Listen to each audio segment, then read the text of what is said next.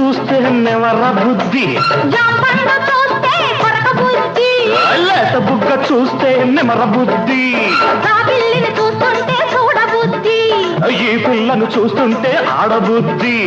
ఎందుకీ పాడబుద్ధి, అందుకే తన్నబుద్ధి. బుద్ధి మంచిదే పిల్ల వయసు చెడ్డది, వయసు ముదిరితే పిల్ల పెళ్లి చెడ్డది. బుద్ధి మంచిదే పిల్ల వయసు చెడ్డది, వయసు ముదిరితే పిల్ల పెళ్లి చెడ్డది. మల్లెపూలు, ఎర్రగాజులు,